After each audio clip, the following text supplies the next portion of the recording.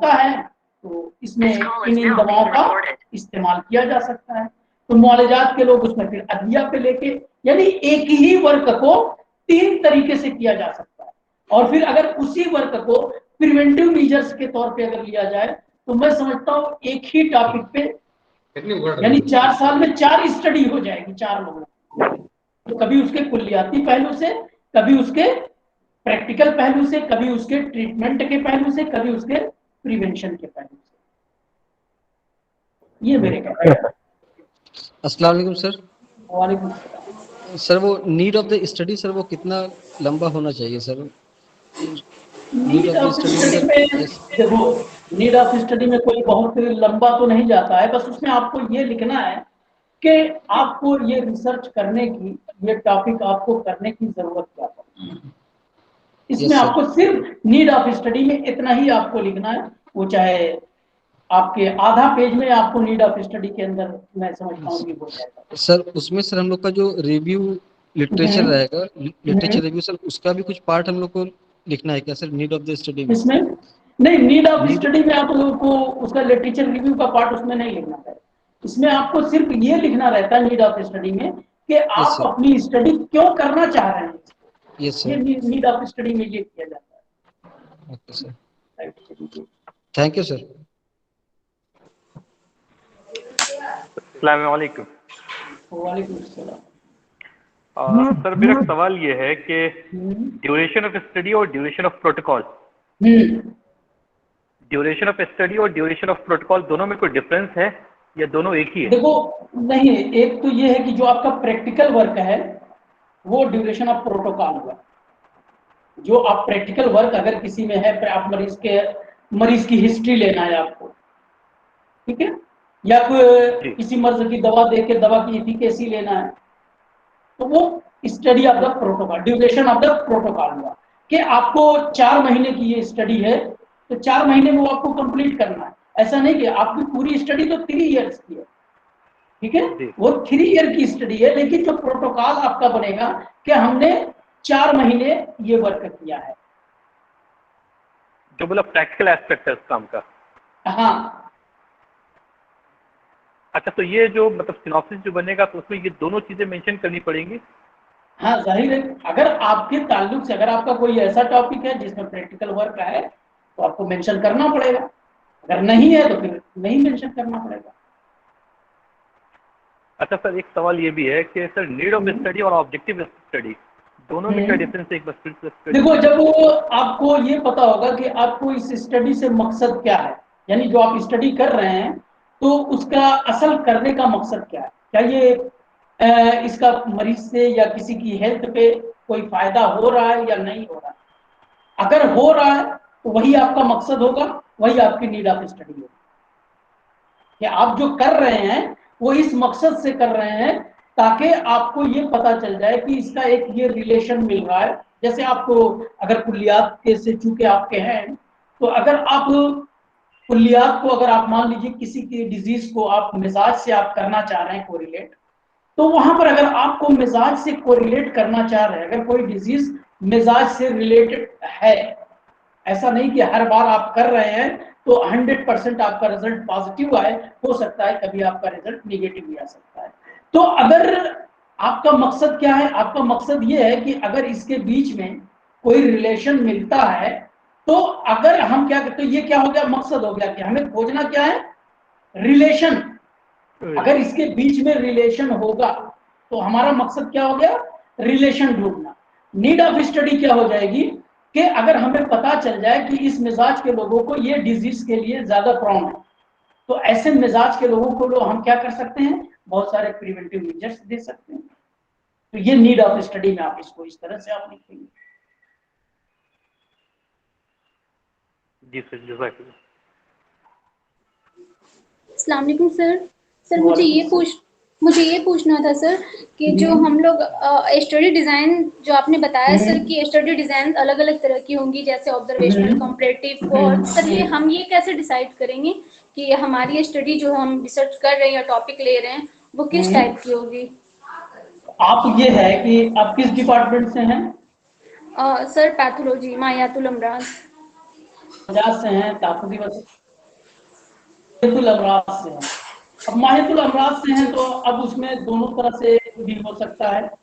एक तो प्रोस्पेक्टिव आप स्टडी भी कर सकते हैं और रेट्रोस्पेक्टिव भी, दोनों तरह से आप कर सकते हैं कि होने वाले कॉम्प्लिकेशन की वजह से क्या हुआ, या जो डाटा हमारे पास हमने जो लिया उससे पिछले डाटा को हम कोरिलेट करेंगे। तो ये दो तरह की स्टडी भी हो सकती है इसमें।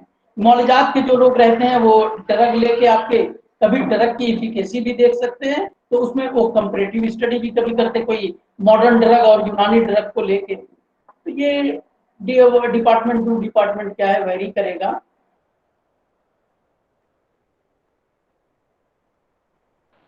सर एक क्वेश्चन था सर। सर इंक्लूजन क्राइटेरिया में सर अगर मैंने लिखा है कि patient aged between 15 to 16 years, अगर सर ये इंक्लूजन क्राइटेरिया में है तो क्या सर एक्सक्लूजन क्राइटेरिया में लिखना जरूरी है कि children less than 15 years of age? हाँ, 100% आपको लिखना रहेगा वो। अच्छा अच्छा कि जिसकी एज इतने से कम है और जिसकी इतने से ज्यादा है वो हमारे क्राइटेरिया में। अच्छा अच्छा, वो सर एक्सक्लूजन में भी हम लोगों को सर लिखना है कि हाँ, 15 साल से एक्सक्लूजन कम? में भी उसको मेंशन करना है। ओके सर, बहुत बहुत शुक्रिया सर।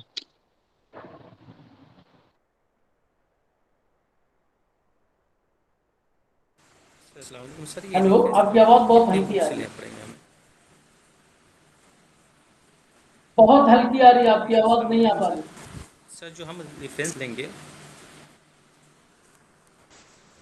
हेलो। सर जो मैं कह रहा था रेफरेंस जो थीसिस लेंगे का या कितने बुक से सिनॉप्सिस लेंगे? का?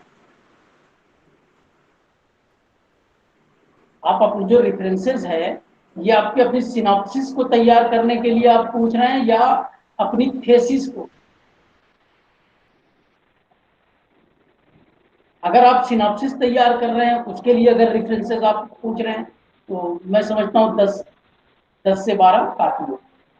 और अगर आप अपनी थीसिस के लिए रेफरेंसेस है फिर तो वो 50 प्लस हो जाता है। जी सर, थैंक यू।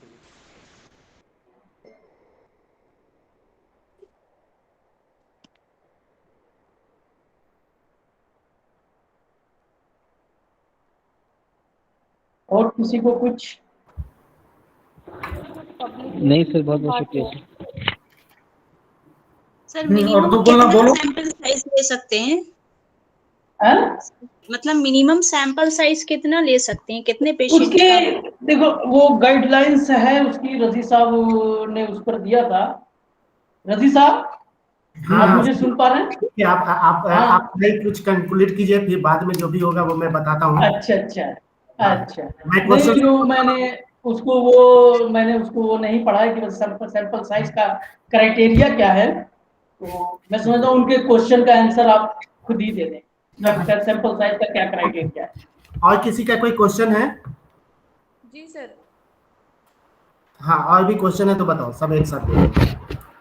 सर जो पब्लिकेशन है, रेफरेंस में जब हम पब्लिकेशन लिखेंगे तो जैसे कि प्लीज, एजाज पब्लिकेशन और कोई शिफा है, दोनों में से दोनों को लिखना होगा या फिर मतलब ऐसा कुछ ऑथेंटिकेशन की बात है क्या? ओके। ये ऑथेंटिकेट नहीं तो वो बुक जिस पब्लिकेशन से होगी, आप रेफरेंस जिससे, अगर एजाज पब्लिकेशन की बुक का आपने रेफरेंस दिया तो एजाज पब्लिकेशन लिखना पड़ेगा। अगर आपने इदारा किताब शिफा पब्लिकेशन से आपने रेफरेंस उठाया तो आपको उसका देना पड़ेगा। Okay sir, thank you. आप जहां से रेफरेंस आप उठाएंगे आप रेफरेंस उसी का देंगे। जी सर।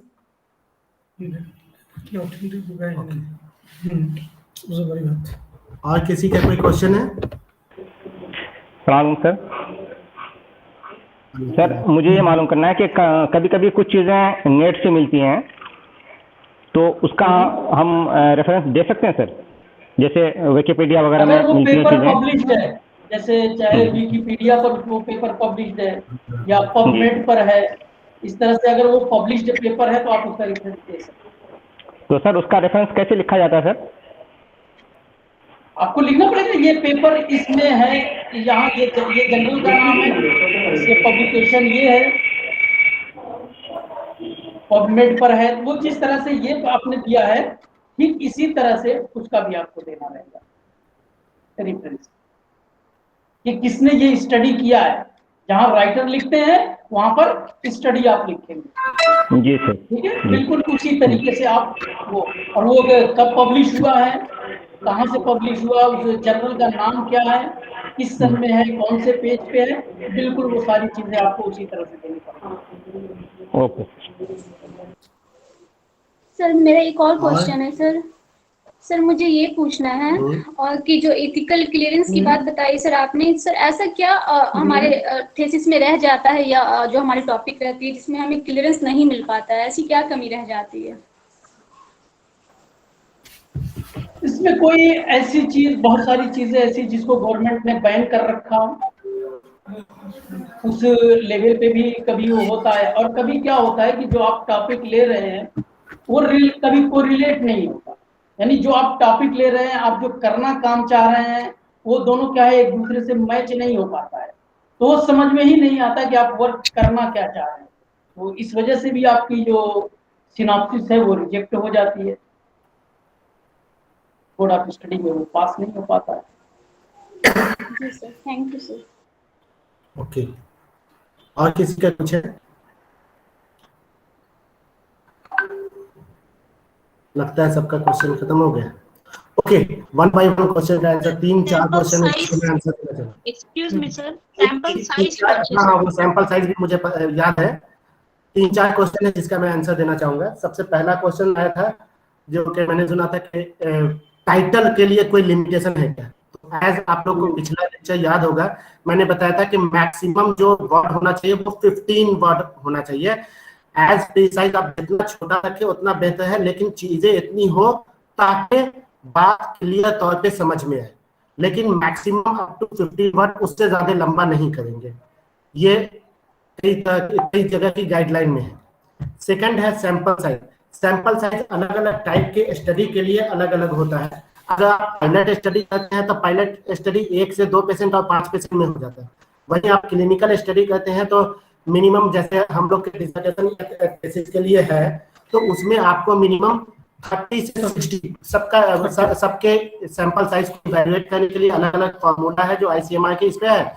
लेकिन अगर बेसिक तौर पे बताऊं तो क्लिनिकल स्टडी जैसे मुआलजात वाले करेंगे या PSM वाले करेंगे तो उसमें मिनिमम 30, अगर एक ग्रुप रखते हैं तो 60 रखना होगा, और 2 ग्रुप रखते हैं, चाहे वो स्टैंडर्ड ड्रग से कंपेरिजन हो, चाहे वो प्लेसिबो से कंपेरिजन हो, चाहे वो 2 टेस्ट ड्रग ही हो, तो ईच ग्रुप 30-30 होना चाहिए। अगर आप मल्टीपल ग्रुप रखते हैं तो मल्टीपल ग्रुप में भी आपको minimum total number of case 60 होना ही चाहिए। इसके ऊपर आप चाहे जितना भी लीजिए, आप 500 ले लीजिए, doesn't matter, but minimum 60 clinical case के लिए। वहीं जहां तक प्रीवैलेंस रेट के ताल्लुक से मुराद है, तो उसमें है कि आपका जो सैंपल साइज होगा वो आपके पॉपुलेशन पे डिपेंड करता है, उस डिजीज का जो इंसिडेंस है उसके ऊपर प्रीवियस स्टडी में। लेकिन एटलीस्ट जो कॉमनेस्ट डिजीज है उसमें मिनिमम सैंपल साइज आपका 500 होना चाहिए, और कुछ ऐसे बहुत ही कॉमनेस्ट डिजीज है तो उसमें तो 5000 और 10,000 की सैंपल साइज होते हैं। थर्ड क्वेश्चन आया था रेफरेंस से रिलेटेड। तो रेफरेंस से रिलेटेड जहां तक बात है, आधा पार्ट इन्होंने बहुत अच्छे से क्लियर कर दिया था कि किताब सफा और इसको एग्जांपल देते हुए।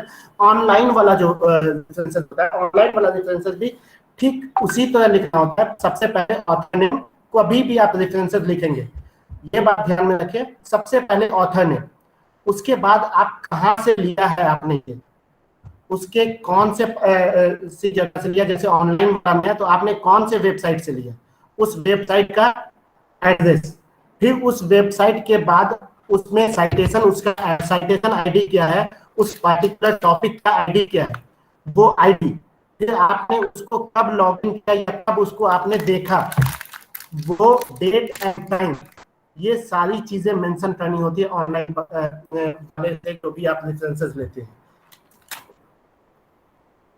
ठीक है, तो रेफरेंसेस वाले में, ऑनलाइन वाले में 3 चीज, सबसे पहले ऑथर नेम, फिर टाइटल जो भी है जिस स्टडी का आप रेफरेंस ले रहे हैं वो, और तीसरा आपका वेबसाइट विद साइटेशन आईडी, और फिर लॉगिन टाइम एंड डेट, ये चारों चीजें होनी चाहिए कि कब आपने उस वेबसाइट को लॉगिन किया और उसको रिलीज किया।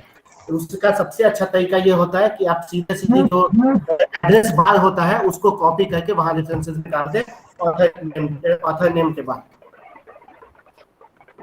जो एड्रेस बार आपको मिलता है उस एड्रेस बार को कॉपी करके डाल दें और उसके बाद डेट एंड टाइम मेंशन करें।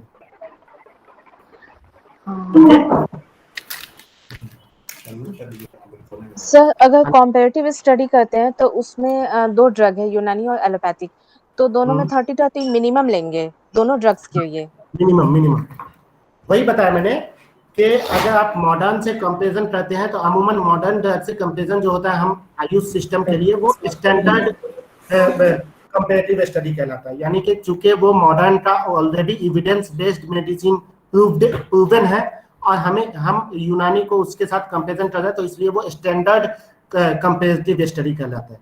वहीं अगर आप अदर कोई ड्रग्स लेते हैं जो ऑलरेडी प्रूवन नहीं है, एक्चुअली रिसर्च के मानी ही होते हैं सर्च अगेन एंड अगेन जी। आप कोई नई चीज इन्वेंट नहीं कर रहे हैं, सर्च अगेन एंड अगेन कर रहे हैं, इसलिए वो चीजें प्रूवन है लेकिन उसको और आप ऑथेंटिक कर रहे हैं कि ये आप फर्दर इसको वैलिडेट कर रहे हैं। सर अभी आपने ऑनलाइन रेफरेंस के बारे में बताया सर कि पहले ऑथर नेम डालेंगे, फिर वेबसाइट, फिर citation ID and login time भी डालना होगा। सर ये कैसे पॉसिबल है? ऑथर नेम के बाद टाइटल, ऑथर नेम के बाद टाइटल। जी सर। जब भी कोई आप रिसर्च पेपर देखेंगे तो उसमें आप देखेंगे कि उसमें सबसे ऊपर में ही ऑथर नेम रहता है। उस ऑथर नेम को आप डालें, उसके बाद उस स्टडी का जो भी टाइटल है उस टाइटल को डालें, उसके बाद आप वेबसाइट आईडी डालें, फिर साइटेशन आईडी डालें, फिर लॉगिन डेट एंड टाइम डालें। सर मुझे ये नहीं समझ आ रहा login date and time. Sir मैंने कोई चीज अगर 1 मंथ पहले देखी है उसको सेव करके रखी है वो रेफरेंस को मैंने, तो उसका लॉगिन टाइम कैसे डिसाइड होगा सर? आप जब भी करते हैं उससे बस नहीं, आप जैसे मैं अगर यहाँ पे अभी एक आप लोगों की जगह मैं हूँ और मुझे सिनॉप्सिस लिखना है, सिनॉप्सिस लिखने में अमूमन 1-1.5 महीना स्टूडेंट को लगते हैं, चूंकि उसे सही तरह से रिसर्च मेथोडोलॉजी स्टैटिस्टिक का पता नहीं होता, तो 1-1.5 महीने से इकट्ठा करते हैं। आप जब इकट्ठा करते हैं तो 1-1.5 महीने पहले आप उसी टाइम में उसको कहीं पे आईडी को सेव करके रख लीजिए, उस पेपर को आप सेव करके रख लीजिए, तो जैसे ही आप देखेंगे तो वो आपका मिल जाएगा। हाँ, ये हो सकता है कि आप उस आईडी को जब सेव करते हैं तो उसका जो है ये करें कि उसका बुक मार्क्स आता है, बुक सेव कर लें। मैं ध्यान ही देखा ही नहीं तो मुझे पता चला कि आप। हाँ हेलो, और किसी का कुछ है? हाँ रजी भाई, एक चीज थोड़ा सा पूछना था, डिस्कस करना था। एक तो पहले बच्चों को बता दूं कि वो जो एक तो बच्चों ने एक रिव्यू लिटरेचर के बारे में क्वेश्चन पूछा था कि रिव्यू लिटरेचर में एक तो आपको पूरा जिस डिजीज के बारे में आप रिव्यू लिटरेचर इकट्ठा करना है देख रहे हैं, तो उस डिजीज में शुरू से लेके आखिर तक लास्ट तक कितना काम हो चुका है, ठीक है, और उसके में आप क्या फर्दर और ऐड कर सकते हैं, कोई नई चीजें। रिव्यू लिटरेचर का यही फायदा हुआ है कि अभी तक इससे प्रीवियसली शुरू से लेकर आखिर तक कितना, या तो क्लासिकल बुक में आप देखें यूनानी में उसका कितना लिटरेचर है, शुरू से लेकर आखिर तक स्टार्टिंग कहाँ से हुआ तो अभी टिल डेट तक कितना काम हो चुका है आपको पूरा करना है। या फिर मॉडर्न में भी देखें कि मॉडर्न में उसमें शुरू से लेकर आखिर तक कितना काम हुआ है, फिर उसके बाद आपको आगे जो स्टडी डिजाइन होगा उसमें आपको फायदा होगा तो उसमें क्या और ऐड कर सकते हैं। रिपीट चीजों को नहीं करना है। कोई आपके रिसर्च में कोई ऐसी रिसर्च का मतलब है कि आपको पब्लिक को बेनिफिट के लिए गवर्नमेंट आपसे करवा रही है कि पब्लिक को फायदा हो रहा है कि नहीं हो रहा है, तो कोई चीज जस्ट रिपीट नहीं होना चाहिए। तो उससे आपका जो रिसर्च होगा, तो रिव्यू लिटरेचर से यही फायदा होता है कि हम देख लेते हैं कि शुरू से आखिर तक उस पर कितना काम हुआ है। दूसरा एक तो और रिसर्च के बारे में थोड़ा सा रंजीत भाई से और डिस्कस करूंगा कि क्या रिसर्च में कोई नई चीजें हम इन्वेंट नहीं कर सकते हैं क्या, जैसे कि कोई नई चीजें, जैसे कि सपोज दैट हमको क्रिया के अरबा का इफेक्ट देखना है कोविड-19 के पेशेंट में, तो क्या वो रिसर्च में नई चीजें आपको हो कि नहीं, मतलब नई चीजें आई कि नहीं सामने? नहीं या कोई नई चीजों का, अगर इनोवेटिव रिसर्च में तो यही होता है कि हमको नई चीजें पता चलती है हमको। ओके, सो यहाँ पे बात ये है कि नई चीजें जब हम पता करने जाते हैं, जैसे आपने एग्जांपल दिया कि कोविड में हम एलुआ कर सकते, तो क्या वो हमारे लिटरेचर के जरिए या फिर कोई ऐसी स्टडी है जिसके जरिए सपोर्ट हो रहा है? अगर वो सपोर्ट हो रहा है तो वो एक्चुअल में आप इलैबोरेट कर रहे हैं, उसको आप एग्जीक्यूट कर रहे हैं प्लान, तो वो रिसर्च ही कहलाएगा। दोबारा ही सच है, एलुआ जो है आपको इम्यूनिटी बूस्टर का काम करेगा। तो नहीं, मेरा क्वेश्चन ये है सिंपल कि रिसर्च में कोई नई चीजें हम मालूम कर सकते हैं कि नहीं कर सकते हैं? रिसर्च से नई चीजें मालूम होती हैं कि नहीं होती? रिसर्च से कोई नई चीज आपको स्टडी के दौरान मालूम होती है। हो सकता है कि कोई नया साइड इफेक्ट, जैसे क्लिनिकल स्टडी कर रहे हैं और क्लिनिकल स्टडी में कोई नया साइड इफेक्ट आपको देखने को मिल जाए, तो उस स्टडी का वो एक बहुत ही इंपॉर्टेंट पार्ट बन जाता है। लेकिन एक्चुअल में जो रिसर्च कहा जाता है वो यही चीज होती है कि सर्च अगेन एंड अगेन किसी चीज को वैलिडेट करना, वो रिसर्च। आप इनोवेटिव तौर पे आप जो है कुछ एक्स्ट्रा उसमें एडिट करते हैं तो वो ये कहलाता है कि जो है आपको, जैसे मैंने इस पे काम किया कि रीनल स्टोन पे काम किया, रीनल स्टोन पे काम किया मेरा खाए खसक से, और रीनल स्टोन तो निकल गया, लेकिन साथ में जो है किडनी फंक्शन इंप्रूव हुआ, जबकि वो किडनी फंक्शन इंप्रूव होने की वजह ये नहीं थी कि जो है ऑब्स्ट्रक्शन यानी पोस्ट रीनल और पोस्ट रीनल काउज नहीं था किडनी फेलियर, ये था रीनल काउज था, जबकि पोस्ट रीनल की वजह से ऑब्स्ट्रक्शन की वजह से जो होता है ये होता है पोस्ट रीनल ऑब्स्ट्रक्शन की वजह से रीनल फेलियर होता है। पोस्ट रीनल में तो ऐसे ही ठीक होना है, लेकिन रीनल काउज ठीक हो गया, ये आपका एक इनोवेशन है, ये आपके स्टडी का हाईलाइट पॉइंट हो जाएगा, की पॉइंट हो जाएगा, तो ये आप इसको इनोवेटिव इसमें ले सकते हैं। लेकिन अगर आप कोई चीज नहीं लाना चाहते हैं तो उसके लिए आपको एविडेंस बेस्ड जाना होगा। नहीं, अगर कोई चीज जी नहीं, जैसे कि कोई चीज पहले हमको कहीं लिटरेचर में नहीं मिलता है, सपोज जब किसी ड्रग का हमको इफेक्ट देखना है, पहले से कोई मेंशन नहीं है, हम उस पर स्टडी करना चाहते हैं, कोई नई चीजें आ गई तो रिसर्च में उसको रिसर्च कहलाएं कि नहीं कहलाएं? मेरा सिंपल क्वेश्चन है कि कोई नई चीजों का जब हम इन्वेंशन करते हैं वो रिसर्च में आएगा कि नहीं? रिसर्च ही कहलाएगी वो, लेकिन यहाँ पे क्या है कि आप डायरेक्टली उसी चीज को लेकर कर रहे हैं। सपोज आपने बोला कि किसी पार्टिकुलर ड्रग पे हम कैंसर पे काम कर रहे हैं, हाँ। और कैंसर पे आप कैसे, जब तक आप कोई एविडेंस नहीं दीजिएगा तब तक आपका इथिकल क्लियरेंस नहीं मिल सकता है। मैं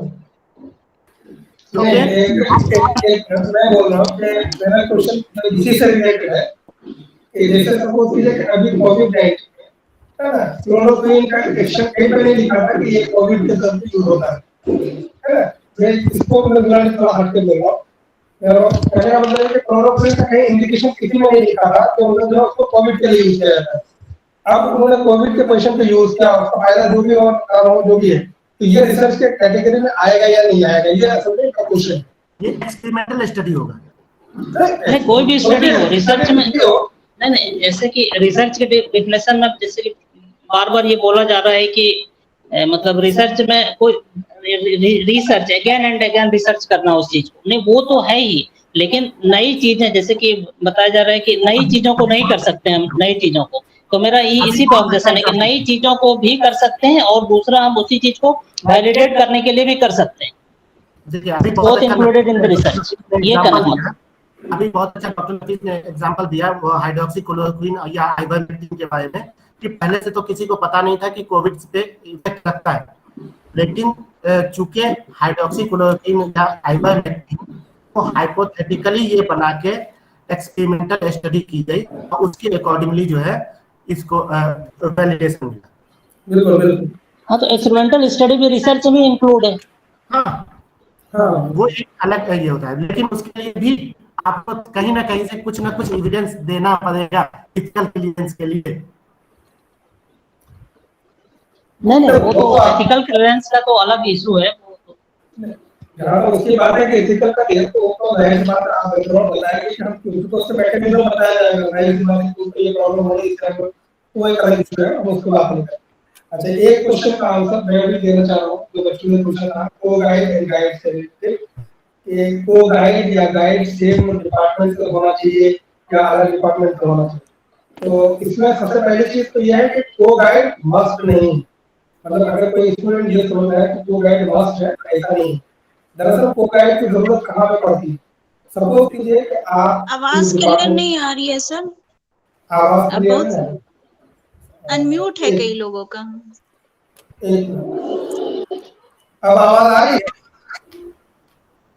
अब आवाज आ रही है? हाँ आ रही, बोलो बोलो। ठीक है, मैं कह रहा कि को गाइड और गाइड को लेकर के एक बात आई थी, इसने पूछा था कि को गाइड जो है वो सेम डिपार्टमेंट से होना चाहिए, अलग डिपार्टमेंट से होना चाहिए। तो मैं उसके बारे में थोड़ा क्लेरिफिकेशन करना चाह रहा हूँ कि को गाइड मस्ट नहीं है, मतलब ये जरूरी नहीं है कि आपको को गाइड रखना ही है। को गाइड की जरूरत बेसिकली कहाँ पे पड़ती है? को गाइड की जरूरत बेसिकली वहाँ पे पड़ती है कि सपोज कीजिए आप जिस डिपार्टमेंट में हैं और आपके जो गाइड है और आपने जो टॉपिक चूज किया है, ठीक है, उस टॉपिक से रिलेटेड चीजें जो आप जिसको को गाइड बनाना चाह रहे हैं, सपोज कीजिए उनके पास भी इंफॉर्मेशन है, यानी वो उसको अच्छे से हल कर सकता है, उसके पास वो इनोवेटिव आइडियाज हैं, तो जाहिर सी बात है आप वहाँ पे को गाइड सेलेक्ट करते हैं। एक तो क्राइटेरिया ये हो गया। दूसरा क्राइटेरिया ये हो सकता है कि सपोज कीजिए कि आपके गाइड है लेकिन वो आपको टाइम नहीं दे पा रहे हैं, या वो इतना बिजी है, उनका शेड्यूल इतना बिजी है कि जाहिर सी बात है वो उतना आपको टाइम नहीं दे पा रहे हैं। तो अब जाहिर सी बात है एज ए पीजी स्टूडेंट आपको जरूरत पड़ती है कि आप कहीं ना कहीं किसी न किसी से अपना करेक्शन कराएं या अपनी जो भी कमियां हैं या खूबियां हैं बताएं। तो जाहिर सी बात है आप किसी न किसी को कंसल्ट करेंगे, तो किसको कंसल्ट करेंगे? तो ऐसे में जब आपका को गाइड होता है तो आप जाहिर सी बात है वहां जाकर के, क्योंकि आपको गाइड अगर उतना टाइम नहीं दे पा रहा है तो आप वहां से ले सकते हैं कि उनके थ्रू जो है उनको जाके कंसल्ट कीजिए, उनसे मशवरा कीजिए, ठीक है। तो अल्टीमेटली को गाइड का मतलब ये है कि कहीं ना कहीं वो रिलेटेड होना चाहिए, आपके टॉपिक को वो बखूबी जानता हो। ऐसा नहीं कि आपने को गाइड बना लिया लेकिन उसको टॉपिक के बारे में मालूम ही नहीं है, उसको करना ही क्या है उसको पता ही नहीं है, तो जाहिर सी बात है वो को गाइड काम का नहीं है। तो मैंने कहा कि को गाइड हमेशा मैंडेटरी नहीं है, आपका गाइड मैंडेटरी है एंड को गाइड ऑप्शनल है। सर एक क्वेश्चन और करना था कि अगर हम किसी इंस्टीट्यूशन का या फिर रिसर्चर का प्राइमरी डाटा लेते हैं तो क्या हमको उससे परमिशन लेना पड़ता है या फिर हम ऐसे ही कहीं से भी उठा करके उससे सेकेंडरी रिसर्च कर सकते हैं? नहीं, अगर आप उनके, सबसे बड़ी चीज है कि अगर आप उनके डाटा को कैसे उठाएंगे। सपोज कीजिए कि अगर मान लीजिए मैंने रिसर्च किया हाइपरटेंशन पे, ठीक है, और मैंने कोई दवाई ली है, ठीक है, और उसको मैंने मतलब सपोज कीजिए मैंने 30 पेशेंट को देखा है, तो आप मेरा 30 पेशेंट का डाटा कैसे लेंगे? आप अपना डाटा लेंगे, आप अपना पेशेंट का ही करेंगे। हाँ, आपका पैरामीटर सेम हो सकते हैं कि मतलब जो नहीं, मैं सेकेंडरी रिसर्च की बात कर रही हूँ। जैसे कि अगर कोई सेकेंडरी रिसर्च हम कर रहे हैं और प्राइमरी रिसर्च उस पर ऑलरेडी प्राइमरी रिसर्च हो चुका है, तो उसका डाटा अगर हम उसका डाटा लेते हैं तो क्या हमको उस रिसर्चर या इंस्टीट्यूशन से परमिशन लेना पड़ता है? परमिशन लेना पड़ता है, परमिशन लेना पड़ता है। अगर आप परमिशन नहीं लेते तो आप अपने रिव्यू का रेफरेंस देंगे उसको कि मैंने यहाँ से लिया है, ये चीज ताकि वो पहले उसको क्रेडिट मिले, ठीक है। जिसमें प्राइमरी सर आपकी आवाज क्लियर नहीं आ रही है तो समझ नहीं आ रहा है कि आप बोल क्या रहे हैं। अच्छा, तो मैं ये प्रॉब्लम सॉल्व हो सकता है मेरे ख्याल से। नहीं, एक्चुअली हमको लग रहा है कि आपका माइक थोड़ा दूर है, ऐसा हमको लग रहा है। अच्छा, अब आ रही है आवाज? जी जी अब आ रही है। हाँ, मैं कह रहा था कि जो प्राइमरी आपने कहा कि जो सेकेंडरी जो है अगर कर रहे हैं सोर्सेज मतलब जहाँ आप काम कर रहे हैं ऐसे, तो प्राइमरी डाटा का आप जो है जो भी डाटा ले रहे हैं उसको इन्फॉर्मेशन करना है या नहीं करना है, ये क्वेश्चन था आपका, है ना? जी जी तो जी। तरीका ये होता है कि आपको उसका इन्फॉर्मेशन करना चाहिए, ठीक है। जी। और अगर आप इन्फॉर्मेशन नहीं करते हैं तो आपको उसका रेफरेंस साइट करना है कि मैंने ये डाटा यहाँ से लिया है, क्योंकि अल्टीमेटली क्रेडिट उनको जाएगा, ठीक है। कुछ चीजों में ऑलरेडी आप जब कोई चीज है उन्होंने वो प्रतिबंध लगाते हैं ना कि नहीं आप मेरी ये चीजें नहीं ले सकते प्रायर माई क्या बोलते हैं कंसेंट। तो अगर वहाँ पे है तो जाहिर सी बात है आपको उसका कंसेंट लेना है, लेकिन अगर ऐसा नहीं है तब भी आपको उसका रेफरेंस देना है कि ये डाटा मैंने यहाँ से लिया, ताकि क्रेडिट उसको मिल जाए। ठीक है, थैंक यू सर। वेलकम।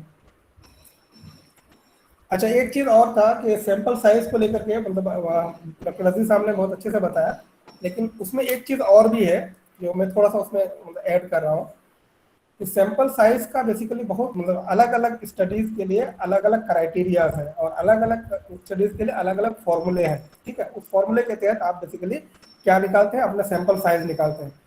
तो एक क्राइटेरिया उसमें से ये भी है कि पॉपुलेशन, ठीक है। सपोज कीजिए कि आप पटना का पूरे पटना का आप मतलब कोई सर्वे करना चाह रहे हैं, तो जाहिर सी बात है आप उसका इंडिविजुअल हर एक का तो नहीं करेंगे, तो फिर उसका सैंपल साइज लेंगे। तो वो सैंपल साइज उसका एक अलग फॉर्मूला होता है कि इतना पॉपुलेशन है तो हम इसको इस फॉर्मूला के तहत हम इतने का करेंगे तो हमें ये आउटकम मिलेगा उससे। तो उस फॉर्मूले के तहत निकाला जाता है, उसमें एक मतलब कहीं ना कहीं फैक्टर आपका पॉपुलेशन भी है।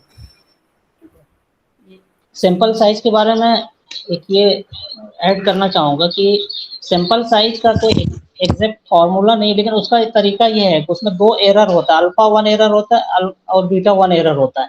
तो उसमें जैसे कि जमाल साहब ने बहुत अच्छे से बताया कि अगर सैंपल साइज आपका बड़ा होगा तो उसमें एरर का चांसेस, फिर आप पढ़ेंगे जब सैंपल साइज, उसमें पता चलेगा आपको कि अल्फा 1 एरर क्या होता है, अल्फा एरर और बीटा एरर क्या होता है। जब सैंपल साइज जितना बड़ा होगा तो उसका आपका एरर का चांस कम होगा। तो उसमें भी फिर अलग है कि अल्फा एरर क्या होता है, बीटा एरर क्या होता है। ये आपको कहाँ से पता चलेगा, ये रिव्यू लिटरेचर से आपको पता चलेगा कि हमको अपनी स्टडी का सैंपल साइज कितना लेना है। आपसे रिलेटेड जो स्टडी पहले हो चुकी है आप उस स्टडी को पढ़ें, उसके जनरल में कोई भी रिसर्च पेपर हो वहां से देखें कि उन्होंने कितना सैंपल साइज लिया है। तो रिव्यू लिटरेचर से पता चलता है कि सैंपल साइज क्या है, और उसमें एरर के लिए आपको पढ़ना पड़ेगा फिर सैंपल साइज में कि अल्फा एरर क्या होता है, बीटा एरर क्या होता है। अच्छा, मुझे जैसे कोई टॉपिक लेना है, अगर उससे रिलेटेड कोई पहले से स्टडी हो गई है तो उससे भी कुछ सैंपल साइज का रिलेशन मतलब जी कंपेयर किया बिल्कुल जाता बिल्कुल है। बिल्कुल। रिव्यू लिटरेचर का एक फायदा ये है कि आपको सैंपल साइज डिसाइड करने में आसानी हो जाती है।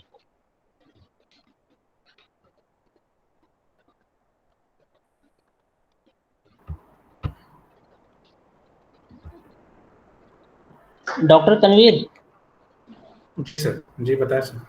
जी जी जी, आप और ऐड करना चाहेंगे तो जी। नहीं, बहुत बहुत शुक्रिया, आप लोगों ने अच्छे से इसको हैंडल किया। 2-4 बातें करके मैं पहले तो जमाल साहब का बहुत बहुत शुक्रिया कि ये चीज़ें ज़रूर काम आएंगी बच्चों को सिनॉप्सिस तैयार करने में।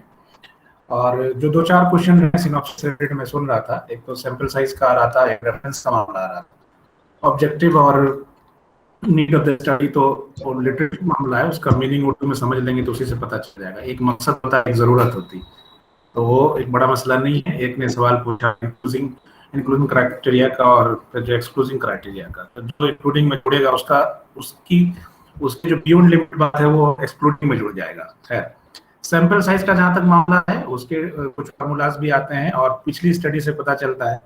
तो 2 लोग हम लोग रिसर्च मेथोडोलॉजी एक पढ़ा रहे हैं और एक जो रिसर्च स्टैटिस्टिक्स पढ़ा रहे हैं, तो उसमें इंशाल्लाह एक पूरा क्लास हम दोनों कोशिश करेंगे कि उस पर करते हैं कि कैसे डिसाइड करें प्रीवियस स्टडी का क्या रोल है, उसमें फॉर्मूला क्या है, बायसियन इन्फ्लुएंस का क्या रोल है, इसमें किस तरह से स्टडी के स्ट्रेंथ को सैंपल साइज रिप्रेजेंट करता है, कितना परसेंट आप सैंपल साइज सिर्फ पायलट स्टडी में लें, फुल स्टडी में कितना आना है। तो एक चूंकि बड़ा मसला है तो उसको क्लास ही ले लेंगे इंशाल्लाह उस पर।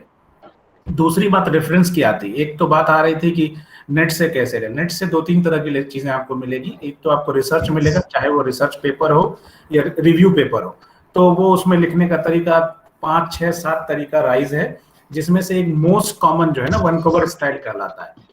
लिखने के तरीके अलग हो सकते हैं, उसमें कभी टाइटल में फुल नाम लिखा जाता है, कभी लास्ट नाम लिख के शुरू के नाम को शॉर्ट में कर दिया जाता है, कभी 2 नाम के साथ एटॉल जोड़ दिया जाता है, कभी 1 नाम के साथ एटॉल जोड़ दिया जाता है, कहीं पे नंबरिंग नाम से होता है, कहीं पे आपको जो है वो टाइटल से हो जाता है। वो आपको जरूरत पड़ेगी कब, जब आप डिफरेंट टाइप ऑफ पेपर्स लिख रहे हैं। लेकिन यहाँ जब आप लिख रहे होंगे सिनॉप्सिस में, तो वैंकूवर स्टाइल है जिसको आप फॉलो करते हैं, उस पर भी एक दिन मैं क्लास ले लूंगा आपका, जो कि थोड़ा लंबा है, बताने में दिक्कत होगी। लेकिन एक जो बात पूछी गई थी कि नेट पे कैसे लेंगे, तो जो आपको रिसर्च पेपर लीजिएगा तो उसमें तो 2 चीज तरह से लिख सकते हैं। तो साइटेशन खुद लिखा होता है, आप कॉपी करके डाल दीजिए, जिसमें सबसे पहले नेम ऑफ द ऑथर, उसके बाद टाइटल के बाद कहीं कहीं सिटी पहले आ जाता है और कहीं कहीं आपको क्या आ जाता है, वो आ जाता है जनरल का नाम, और उस जनरल के नाम के बाद आता है, बहुत लगेगा मैथमेटिकल लिखा रहता है उसमें, कहीं पे ईयर पहले आ जाता है, फिर उसका वॉल्यूम और फिर उसकी इशू,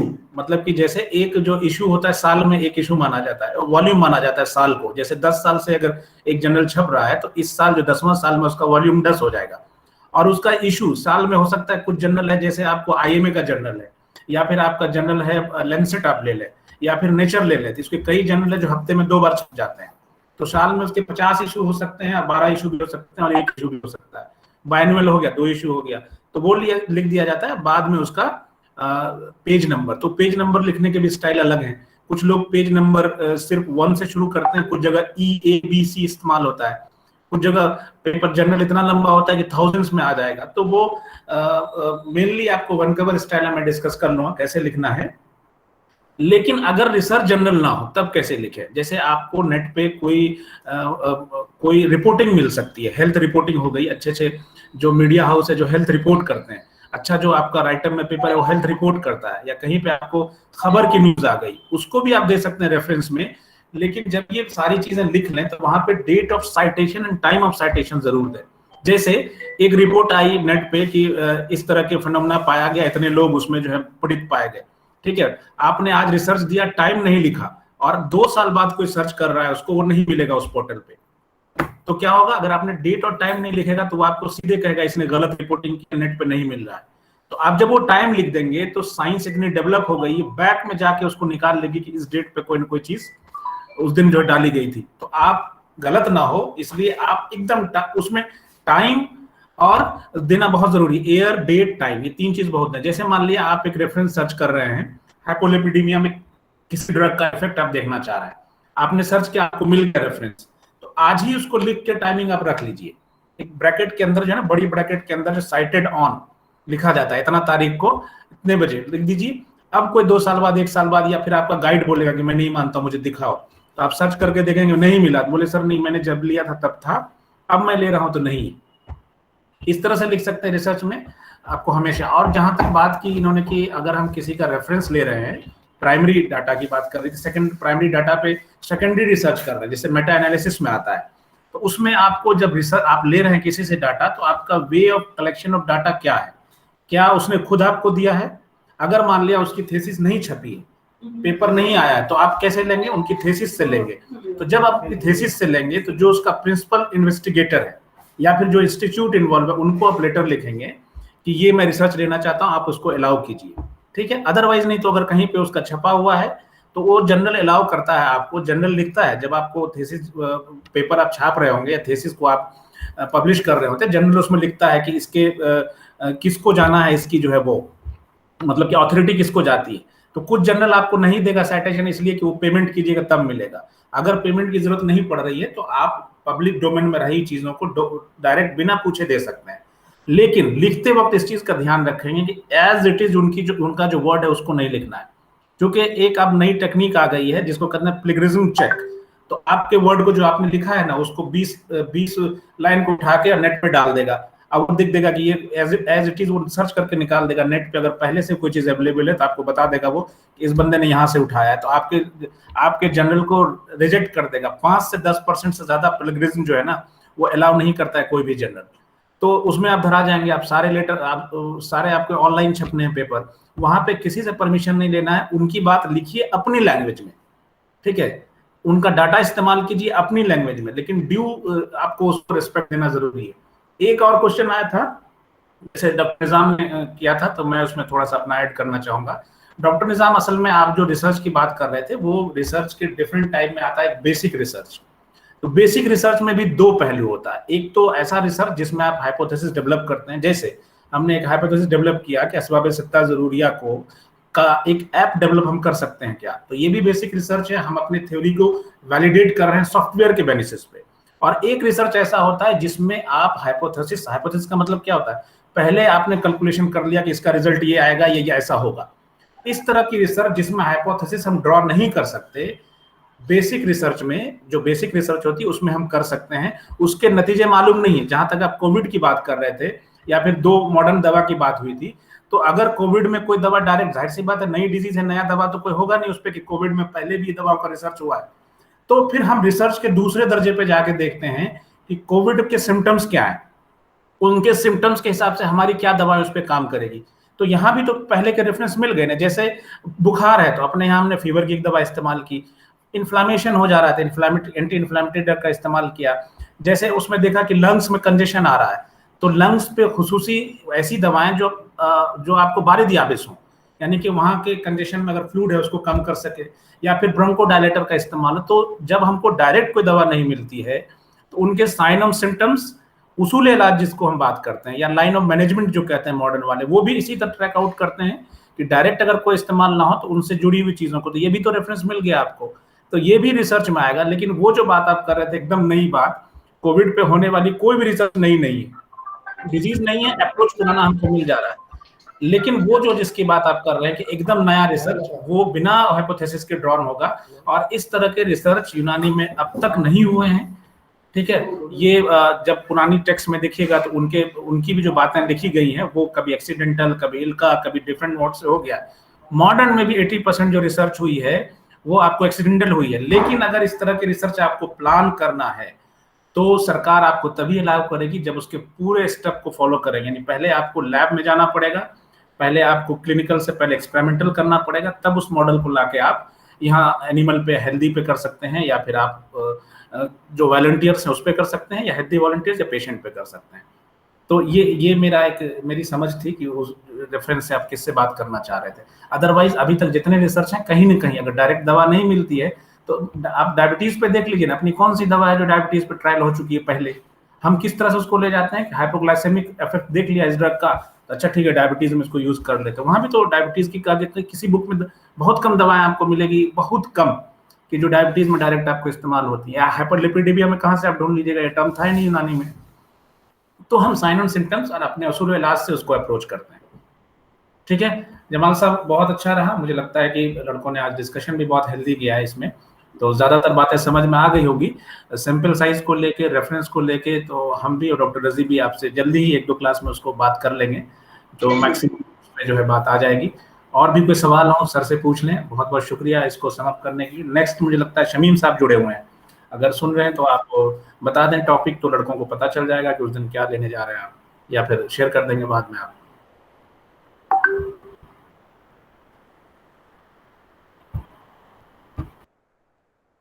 ठीक है, लगता है शमीम साहब सुन नहीं पा रहे हैं। शुक्रिया आपका। इंशाल्लाह हम लोग फिर नेक्स्ट वीक इंशाल्लाह। नेक्स्ट जो है मेरे ख्याल से जो है वो डॉक्टर निजाम साहब का है। अच्छा, निजाम साहब का है, ओके। जी जी जी, तो निजाम साहब शेयर कर देंगे टॉपिक थोड़ा पहले, तो लड़कों को भी पता चल जाएगा जी मैं पहले शेयर करता हूं। ठीक, और कोई सवाल आप लोग बनते हैं तो फिर इंशाल्लाह नहीं तो समाप्त किया जाए इसको। Thank you sir.